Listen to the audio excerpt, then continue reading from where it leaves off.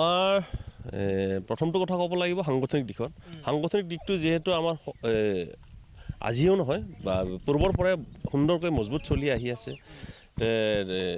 অনাগত দিনতো বিধানসভাত যদি আমি যদি দলে পাৰ্টি প্ৰক্ষেপ কৰে নিশ্চয় আমি জিকাই লৈ যাম বুলি আশা আৰু বিশ্বাস দিব পাৰিম। কেনেধৰণে আশা কৰিছে বা যুৱ শক্তিৰ লগতে মহিলা শক্তি কেনেধৰণে আপোনালোকৰ পৰা আকৰ্ষিত হৈছে বুলি ভাবে?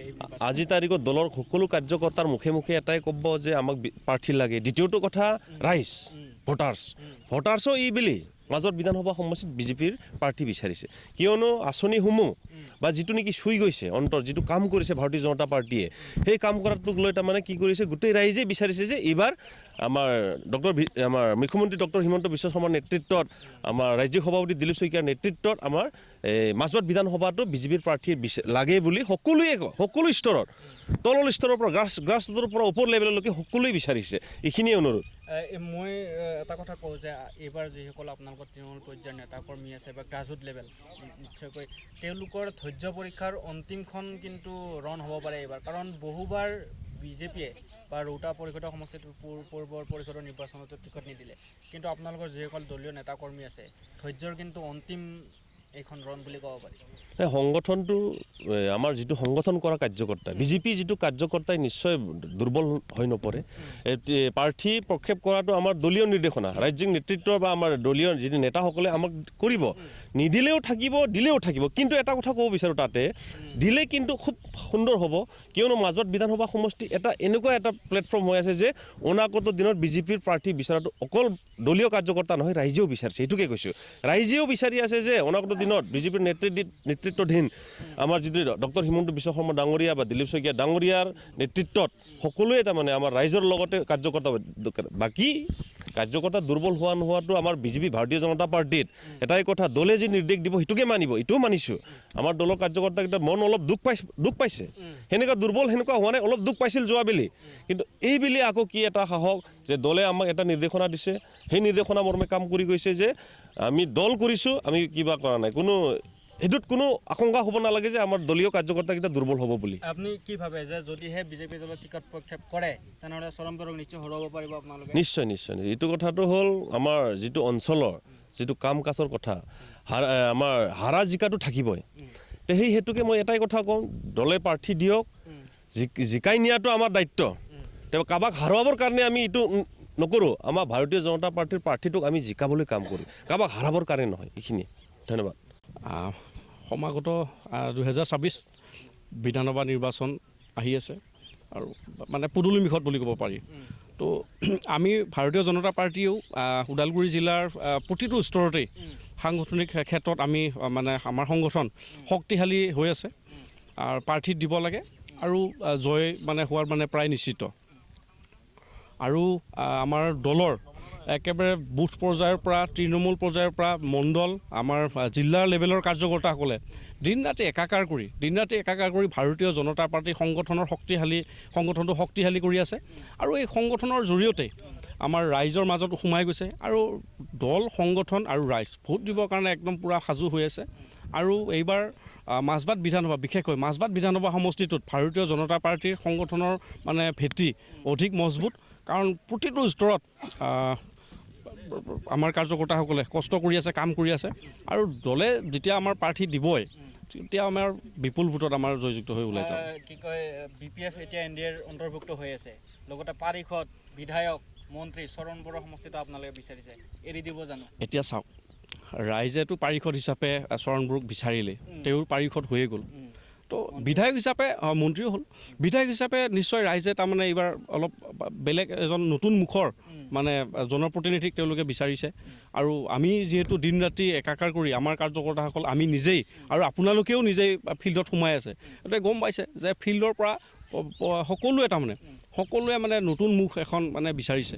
আৰু সকলোৱে কাৰণ আৰু ভাৰতীয় জনতা পাৰ্টীৰ যদি এগৰাকী যদি ইয়াতে জনপ্ৰতিনিধি হয়, যিহেতু ইমান মানে দিনক দিনে আমাৰ মুখ্যমন্ত্ৰী হিমন্ত বিশ্ব শৰ্মা ডাঙৰীয়াই আমাৰ ৰাইজৰ কাৰণে কাম কৰি আছে, ৰাজ্যখনৰ কাৰণে কাম কৰি আছে, আৰু আমাৰ সমাজৰ প্ৰতিটো স্তৰতেই প্ৰতিটো স্তৰতে চৰকাৰৰ আঁচনিয়ে মানে ঢুকি পাইছে, কাম কৰিছে। তাৰ কাৰণে মানে ৰাইজ মানে ভোটাৰসকল মানে সকলোৱে তাৰমানে ৰেডি হৈ আছে, সাজু হৈ আছে। মোৰ প্ৰশ্নটো হ'ল যে যোৱাটো পৰিষদীয় নিৰ্বাচনত বিজেপিয়ে টিকেট নিদিলে বা চৰণ বড়োক ৰোহতা সমষ্টিৰ পৰা প্ৰাৰ্থিত্ব প্ৰক্ষেপ কৰা হ'ল।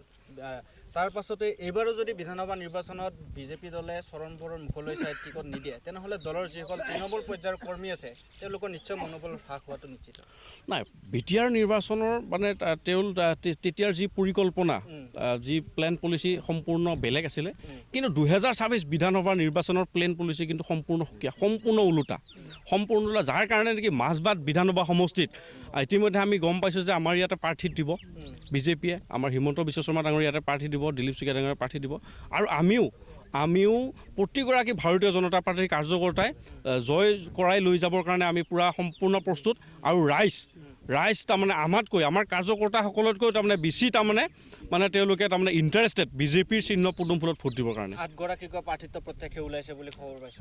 হয় 8গৰাকীটো এইটোতো মানে মুখত আহা। কিন্তু আপুনি যদি লিষ্টখন চাই, আমাৰ পেনেলখন যদি চাই, প্ৰায় 15 পৰা 16গৰাকী আমাৰ প্ৰাৰ্থিত্ব প্ৰত্যাশী আমাৰ মাজবাট বিধানসভা সমষ্টিত আছে।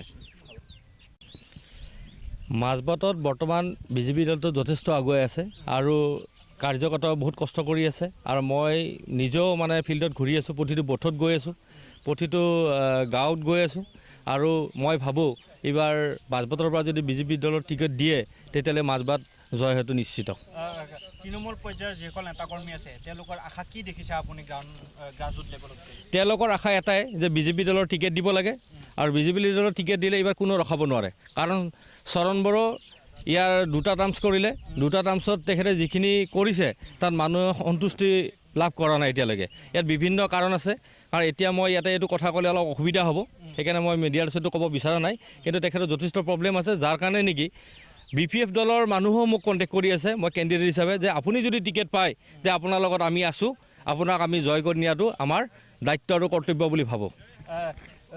BPF NDAৰ অন্তৰ্ভুক্ত হৈ আছে। BPFৰ এগৰাকী পাৰিষদ, বিধায়ক, মন্ত্ৰী চৰণ বড়ো আছে। সমষ্টিটো NDA এলায়েন্স হিচাপে এৰি দিব পাৰে জানো?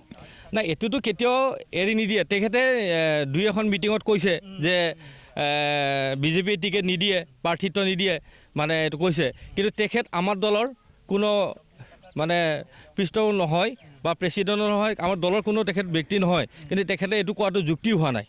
আৰু মই ভাবোঁ তাৰমানে এইটো, কাৰণ আমাৰ মুখ্যমন্ত্ৰী মহোদয়েও কোৱা নাই যে টিকেট নিদিওঁ বুলি এতিয়ালৈকে। আৰু আমাৰ দিলীপ শইকীয়া ডাঙৰীয়া সভাপতি তেখেতেও কোৱা নাই টিকেট নিদিওঁ বুলি। আমাক কৈছে তোমালোকে লাগি থাকা, আমি সমষ্টিত লাগি আছোঁ। সমষ্টিবাসীয়ে ধুনীয়াকৈ কাম কাজ কৰি আছে। আজিও আমাৰ মন কী বাত আছিল, মন কী বাত অনুষ্ঠান ধুনীয়াকৈ সুন্দৰভাৱে হোৱা বুলি মই গম পাওঁ। ময়ো 2-3টা মন কী বাতত গৈছোঁ আৰু মন কী বাত ভাল হৈছে। আৰু মই ভাবোঁ যে এইবাৰ বিজেপি দলৰ টিকেটটো মাজবাটত দিব, সেইটো মই আশাবাদী। আপোনাৰ লগতে 8গৰাকীকৈ প্ৰাৰ্থিত্ব প্ৰত্যাশীয়ে বোলে এইবাৰ সমষ্টিটোত টিকট আশা কৰিছে, গতিকে নিশ্চয় স্থিতি মজবুত আছে বাবে তেওঁলোকে এই আগবাঢ়িছে নেকি? স্থিতি মজবুত থকাৰ বাবেহে মানে কেণ্ডিডেট বাঢ়ে। কিছুমান সমষ্টিটো 26টা, 30টা, 32টালৈ গৈছে। মানে যেতিয়াই কেণ্ডিডেট বেছি বাঢ়ে তেতিয়াই বুজা যায় যে সমষ্টিটোৰ মানে শক্তিশালী হৈ আছে। আৰু শক্তিশালী হোৱাৰ বাবে যেতিয়া সকলোৱে জানে যে বিজেপি দলৰ টিকেট দিলে জিকিব, সেইটো কাৰণে সকলোৱে বিচাৰিছে। মোৰ প্ৰশ্নটো হ'ল এইটোৱে যে যোৱাটো পৰিষদৰ নিৰ্বাচনত কিন্তু BPFৰ চৰণ বড়োক জিকাবৰ কাৰণে ৰোহতা সমষ্টিত মানে প্ৰাৰ্থিত্ব নিদিলে চমলা দৈমাৰীৰ লগতে বহুকেইগৰাকী বিজেপিৰ জ্যেষ্ঠ নেতা। গতিকে এইবাৰো যদি একেই চৰণ বড়োক জিকাবৰ কাৰণে বিজেপিয়ে টিকট প্ৰক্ষেপ নকৰে, তেনেহ'লে আপোনালোকৰ যিসকল তৃণমূল পৰ্যায়ৰ নেতাকৰ্মী আছে নিশ্চয় মন ভাঙি যাব এইবাৰ। এইটোতো যোৱাবাৰ আমাৰ ৰাজ্যিক বিজেপিয়ে মই ভাবোঁ ডাঙৰ ভুল সিদ্ধান্ত লৈছিলে, যাৰ ভুল সিদ্ধান্তৰ কাৰণে আমি কাৰ্যকৰ্তাৰ ওচৰত বহুত কষ্ট অনুভৱ কৰিছোঁ। কাৰণ এইবাৰ মই ফিল্ডত ঘূৰি আছোঁ, তেওঁলোকে মানে বহুত অসন্তুষ্টি মানে ভাৱ কৰি আছে। আৰু তেওঁলোকে কৈ আছে যে এইবাৰ টিকেট দিব নে নাই। কিন্তু মইতো চিয়ৰ ক'ব নোৱাৰোঁ। কিন্তু মই মুখ্যমন্ত্ৰী মহোদয়ক 3বাৰমান লগ কৰিলোঁ, আমাৰ সভাপতি, ৰাজ্যিক সভাপতি দিলীপ শইকীয়া ডাঙৰীয়াকো লগ কৰিছোঁ। তেখেতসকলে কৈছে আমি টিকেট দিম, তো তোমালোকে লাগি থাকা। সেই হিচাপে লাগি আছোঁ আমি সকলোৱে।